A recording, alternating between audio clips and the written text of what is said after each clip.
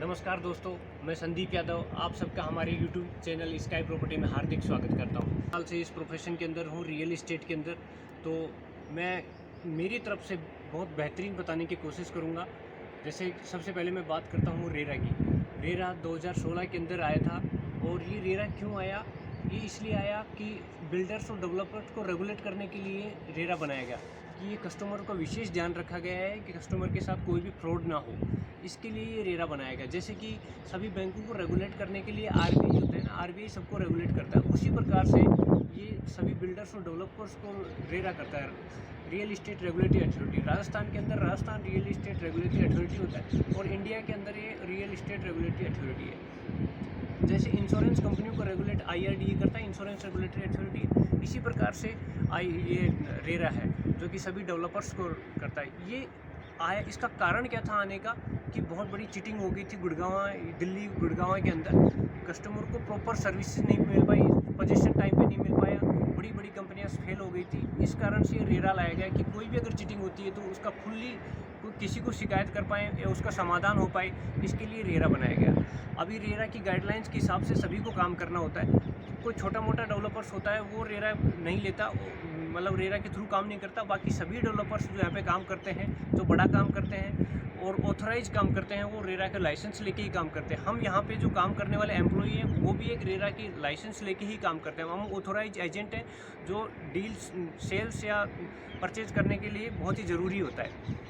इसकी गाइडलाइंस को हम सबको फॉलो करना होता है। तो मैं इसके बारे में थोड़ा सा आपको बताना चाहूँगा कि रेरा के अंदर क्या क्या चीज़ होती है। रेरा क्या करता है, सभी डेवलपर्स को पूरी गाइडलाइंस देता है कि इतने टाइम के अंदर ये प्रोजेक्ट पूरा होना चाहिए और नहीं होता है तो आपके पैसे होल्ड कर लिए जाते हैं। जैसे कि सबसे पहले 30% ही पेमेंट को रिलीज़ करता है, रेरा के एक अकाउंट होता है। और उसके बाद में जैसे जैसे इसका डेवलपमेंट होता है वैसे वैसे पैसे रिलीज़ करता है रेरा।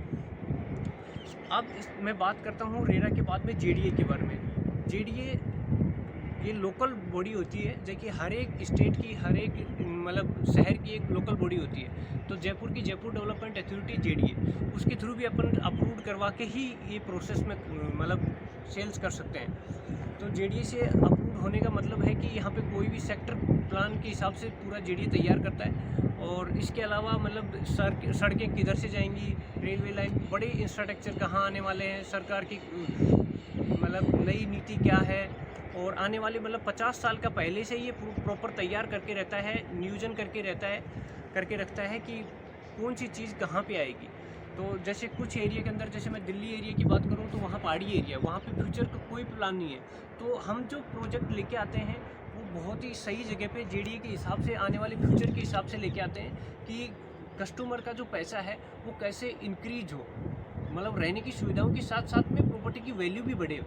इस जगह पे अपन जेडीए के हिसाब से ही प्रोजेक्ट लेके आते हैं। तो जेडीए से मेरा निवेदन यही है कि जेडीए से अप्रूव्ड ही प्रोजेक्ट के अंदर आपको डील करनी चाहिए। दिल्ली रोड पे जैसे गए तो पहाड़ी एरिया, वहाँ पे भी अभी कोई फ्यूचर का नहीं है वहाँ पे। इसी प्रकार से जैसे आगरा रोड देखेंगे तो वहाँ पे इकोलॉजिकल जोन दिया गया है। जब ये पूरा डिजाइन करते हैं तो सब चीज़ को ध्यान में रखता है कि आने वाली पीढ़ी को भी एक प्रॉपर सांस लेने के लिए एनवायरनमेंट को बहुत ध्यान में रखा जाता है। तो वहाँ पे ग्रीन एरिया छोड़ा गया है, तो वहाँ पे कोई भी गवर्नमेंट की एक्टिविटी नहीं होगी फ्यूचर के अंदर, और ग्रीन एरिया ही सीकर रोड पे छोड़ा गया है। अब जो बाकी एरिया बचा है उसमें कैसी रोड होंगी, कैसा उसका इंफ्रास्ट्रक्चर आएगा, कहाँ पे एजुकेशन सब आने वाला है, ये सारी चीज़ें उसके अंदर देखी जाती हैं। तो इसी हिसाब से अपन अपने प्रोजेक्ट को लेके आते हैं। अब अपन जो प्रोजेक्ट की बात करते हैं, हमारे मतलब इस हाई फ्लाई ग्रुप के अंदर ही क्यों परचेज करें, बाकी भी सब सारे डेवलपर्स होते हैं, उसमें भी आप कर सकते हैं, परचेज कर सकते हैं। लेकिन जो यहाँ की जो टाइमिंग है, मतलब कि एक फैसिलिटी को मतलब डिलीवरिंग टाइम भी जो होता है वो बहुत ही शानदार है। मतलब जो अपन बोलते हैं, जैसा आप ब्राउज़र के अंदर लिख के देते थे हम वो 100% डिलीवर करते हैं। कलर भी आपको चेंज नजर आएगा। जैसे मैं आपको ब्राउज़र भेजूंगा तो आप देखेंगे कि ब्राउज़र में जैसा कलर है वो सेम टू सेम कलर, और सारी फैसिलिटी जो मूलभूत सुविधाएं होती हैं, जैसे कि वो तो हम 6 महीने से अंदर ही उसको तैयार करके दे देते हैं। जैसे लाइट, पानी, सीवरेज, सड़क हो गया ये।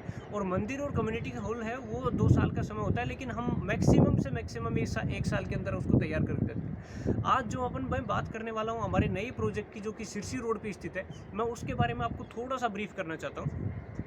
इसमें फुल्ली गेटेड टाउनशिप है। 15 बीघे की आसपास के एरिया के अंदर आप देखोगे तो तो बहुत ही भरा हुआ एरिया है, उसके अंदर अपन गेटेड टाउनशिप ला रहे हैं। और सबसे बड़ी बात है, सेक्टर रोड को हिसाब से अपन ध्यान में रख के बनाया गया है। यहाँ जस्ट इसके पास के अंदर 100 फीट की रोड जाने वाली है, जो कि बायोडाइवर्सिटी पार्क यहाँ से मात्र 4 किलोमीटर की दूरी पर रहेगा। 4 किलोमीटर दूरी से अपना ये, और वो इतना बड़ा पार्क है, सेंट्रल पार्क से लगभग डबल साइज़ का पार्क है, करीबन 600 बीघा में के अंदर वो पार्क है।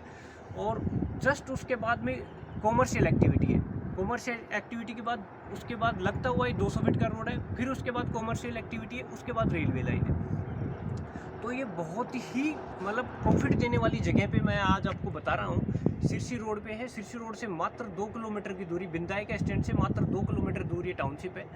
और फुल्ली गेटेड है, CCTV से लैस है, सारी सुविधाओं से लैस है। पानी के लिए प्रॉपर बोरवेल करके देते हैं। इलेक्ट्रिसिटी के लिए जो कॉमन इलेक्ट्रिसिटी के जो है, उसके लिए अपन सोलर पैनल भी लगा के देते हैं। सोलर पैनल के बाद पानी की 2 टंकियां बना के देते हैं, एक सप्लाई के लिए है, एक ये स्टोरेज के लिए है, और ये दूसरी जो टंकी बनाते हैं ये सप्लाई के लिए है। इसकी हाइट भी काफ़ी दी गई और प्रॉपर JDA की नॉर्म्स के हिसाब से इसको बनाया गया है कि प्रत्येक आदमी के लिए कितना लीटर पानी है, उसी हिसाब से करीबन 2 लाख लीटर की टंकी बनाई। सारी सुविधाएं हैं इसमें, अंडरग्राउंड सारी लाइनें हैं, पानी की लाइन, बिजली की line, sewerage line, water harvesting, चारों लाइनें अंडरग्राउंड है। रात को भी आएंगे तो पूरी जगमगाती हुई टाउनशिप नज़र आएगी। इसमें प्रॉपर स्ट्रीट लाइटें वगैरह दी गई है, प्रॉपर डिमार्केशन देगा, प्रत्येक प्लॉट के आगे प्रॉपर डिमार्केशन है। इसके अलावा स्वीट डिमार्केशन लाइन।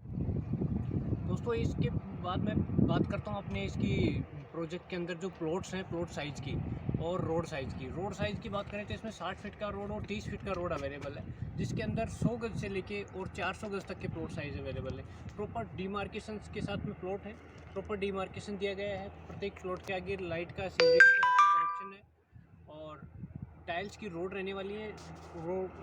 प्लॉट के आगे 5 फीट का जो क्या हुआ, प्लॉट के आगे जो 5 फीट का जो गैप दिया गया है, इसमें ग्रीन एरिया रखा गया है, इसमें पेड़ पौधों की प्रॉपर व्यवस्था की गई है। और बहुत ही लग्जरियस टाउनशिप इसको डेवलप कर रहे हैं। बच्चों के लिए किड्स प्ले एरिया है। इसके आगे जो सामने की जगह जो दिख रही है, इसमें पार्किंग एरिया है। अपनी गाड़ी, कोई भी आने वाला वो अपनी गाड़ी पार्क कर सकता है। कम्युनिटी हॉल है, ऊपर मंदिर है, और ये देखो मकान का काम भी यहाँ पे स्टार्ट हो गया है। आइए और एक खूबसूरत टाउनशिप के अंदर अपना आप भी एक प्लॉट बुक करवाइए और अपने विजिट का समय बुक करवाइए। दिए गए स्क्रीन पे जो नंबर चल रहे हैं उस पर अपन बात कीजिए और अपना टाइम स्लॉट बुक करवाइए। Thank you.